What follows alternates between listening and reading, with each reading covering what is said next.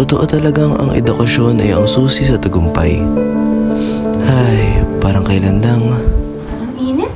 Wala na namang kuryente. Kaya mo na reklamo, magtrabaho kayo. Ayaw nyo mainitan. Alam, may extra ka bang bukas sa trabaho? Wala ang mama eh. Nakabili kasi na 1 kilong bigas, wala tayo. Hindi ko nga alam, baka tanggalin pa ako ngayon sa trabaho. Papasok pa ako bukas.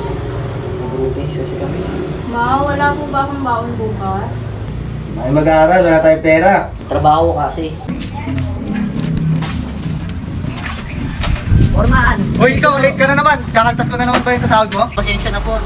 Nalit na naman. Madaming problema sa bahay. Lema sa bahay. Magtrabaho na nga dyan, ang kupad-kupad mo.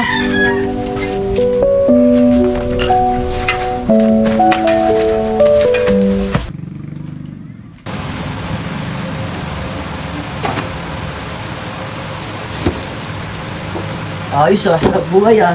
Uy naman. Okay, alam mo ba? Deliver ko na to ah. Ay, ano ba yan? Ang bang klase trabaho niyo sa dito? Ikaw ayusin mo na yung pagtatrabaho mo. Sayang yung pasweldo ko sa'yo eh. Ayusin, ano kung maayos yan? Tama. Ikaw, sayang na pasweldo ko sa inyo. Alam niyo bakit? Tamad kayo mga batugan. Sinasaktan mo yung anak ko.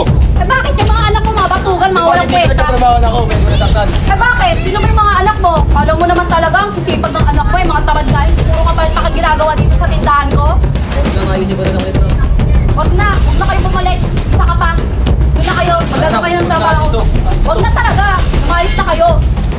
Anak, ayos lang ba kayo? Ayos lang tayo. Makipabalik dun nak, sinasaktan na kayo ng amo niyo. Paano yan tayo? Dito natin nababayaran yung ilaw sa bahay. Ako na bahala dun nak, mag-a-apply ako nak, para may pambayad tayo dun. Promise nak, magbabago na ako nak, maghanap ako ng trabaho para sa atin. Simula nung pagpupursige ng aking ama sa pagtatrabaho, ako ay nakapag-aral ng matiwasay. Hindi na muli kami namblema sa pera at pinagpatuloy ko lang ang aking pag-aaral para makatapos. Hindi na pala si Kuya. Kuya, tara na. Manood tayo ng sine. Diyan na pala na. Tara na. Tara. Tara na mga kapatid. Tara na kuya, dahil sa suot mo ah.